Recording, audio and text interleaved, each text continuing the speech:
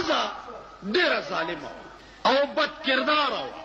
نو هغه به یو زیارت له تله، اول ته به دا دعا کوله چې خدای زما دا خاوند په دواړو سترګو ړوند، په ټپو ړوند. ولې چې زه څه کوم چې دی نه ویني. زیارت ته یې بابا زما دا میړه ړوند. خاوند به تې تپوس کولو چې ښځې ته چېرته ځې چې دغه زیارت له ځمه او دعا کومه چې خدای زما میړه له ډېر مال دولت ورکړي او ډېرې داسې کړي او داسې کړي. یو ورځ دا خاوند ورپسې پټ پټ تللی دی او د زیارت د پاسه چې کوم غلاف ورېدلی دی که نه، دی د هغه غلاف لاندې هغه قبر سره ملاس دی. چې دا ښځه ورغلې ده وی زیارته بابا، هغه ورته ځکه لاندې خاوند پروت و که نه، ویل نن خو دې اواز هم راکو، ویل زما دا خاوند په ټپو ړوند کا په دواړو سترګو. ورته وی چې کور کې دې زیړه غوا شته؟ وی چاو شته. وی هغه حلاله که او 3 ورځې د هغې غوښه په میړه وخوروه نو په دواړو سترګو به ړوند شي. دا واپس کور ته راغلی ده چې څه ساعت پسې ورپسې خاوند هم راغلی دی. ښځې څنګه چل دی؟ ویل سړیه دا چاړه واله دا غوا زره لاله کړه. ویل ولې؟ وی نن خو هغه زیارت را سره خبرې مو کړې.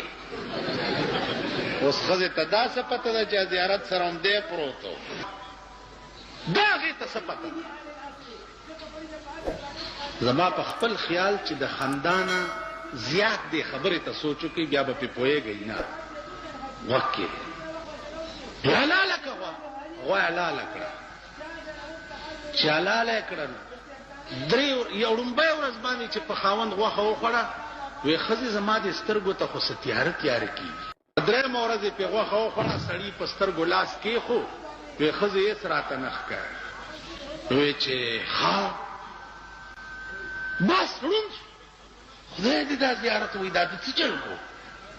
وی چې بس ړوند شو به د نور کاره خو ووتمه، خو ښځې بس داسې به وکړمه چې د دروازه کې به ناست یم او چرګان مرګان به شړم. په دې کې څوک سړی راغلی دی کور ته، دی ورته ویل چې راځه سړی په ټپ ړوند دی. چې کش کش دې سړي اورېدلي دي، کوتک یې ورته راپرېښی دی چې په دا ځای سړی والی دی په ټکي مړ دی. ښځې ورته ویل دا دې څه وکړه بیړه دې غرکشه، دا خو دی کولنګي چرګ مړ. چرګانې ډېرو په کور چې څه ساعت تېر شوی دی، 2یم سړی راغلی، بیا دې سړي په کوتک والی وی دا دې څه وکړه ظالمه، دا خو دی هغه انګرېزی چرګ مړ. مړه ها چې په دې کې 4 برابر، چې 4 برابر کړه،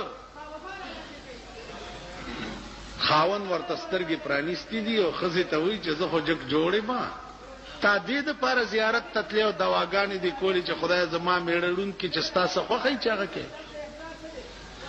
زه اوس د هر څه خاونده ستا سر وخوري، خو دا مړي اوس لرې که چې پې هم نه نیسي څوک. سړی راغوښتی دی په 100 روپۍ چې دا مړی یو څه دا یو او سیند کې وغورځوه. چې هغه یې وړی سیند کې غورځولی چې راغلی چې 100 روپۍ راکړه مړی مې یوړ، ویل هغه خو بیا راغی، هغه 4 واړی چې پې لېږلي دي اخیری چې لېږلی دی، وی هلکه چې دا ځل در نه را نه شي ګوره سمې غورځوه سیند ته. چې د سیند په غاړه دا مړی غورځولی دی چې ګوري یو سړی ناست دی د سیند په غاړه جامې وینځي، وایي ویل ته بیا لا راوتی جامې وینځې، هغه یې مړ کړی. چې داسې په غاړه روان دی یو ماهیګیر روان دی میان نیسي، وایي وی الله اوس میان هم نسي، هغه یې مړ کړی. بل یو غوتمارو په دریاب کې میانو پسې غوتې والی په هغې ور ټوپ کړی، ویلا سر دې هم راوچت کو، هغه یې مړ کړی دی.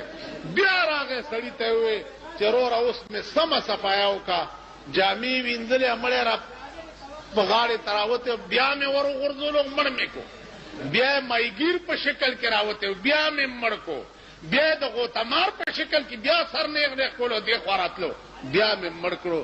سړي وله 100 روپۍ ورکړه. که لږ مقل لرئ او سوچ لرئ نو دینه به اندازو لګوي چې په مونږ هغه د ښځې کار شوی دی او د هغه سړي کار شوی دی. خدای میړه مې په ټپ وړونکي او میړه یې سره ورسره فراډ وکړو او جوړې سترګې ړندې کړې، هر څه یې لیده ویل زه څه وینم نه، تاسو باندې هغه چل. یو سړی و په خر به سره چلوله پټوله، نو ملغلره بیا مونږ ته چې ملغلره بیا مونږ ته نو ولکې وینځله ناتې اولې ته وغورځېده لاره اوبو یوړه. دی اوس سرسام شو او وی چې پاکې نه پلیته خوا، پاکې نه پلیته خوا، که زه خبر وی چې دا به اوبه رانه وړي ما به هډو وینځلی نه وی. کور ته راغی، مور بچیا څه چل دی؟ وی مورې پاکې نه پلیته خوا.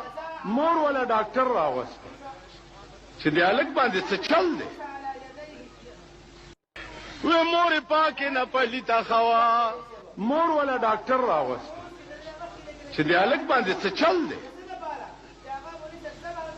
ډاکټر والا علاج ملاج څه وکړو، دا خبره یې تېنه هېره کړه. مورې والا پیسې ورکولې څو کېږي؟ وی 100 روپۍ. هغې وی دا 50 والا و، 50 به بیا درکړه. ویل زه 100 به بیا پوره راکړي.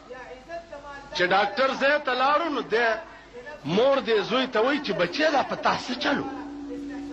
ویل ولې؟ ویل تا چې وی چې پاکې نه پلیته خوا. بیا ور یاد شو، چې بیا ور یاد شو هلک بیا چغې کړې چې پاکې نه پلیته خوا، پاکې نه پلیته. مور هم سرسام شوه.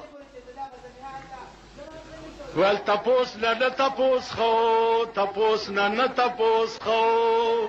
ډاکټر پسې سړی راغی چې راشه مریضان خو د یو نه دوه شو.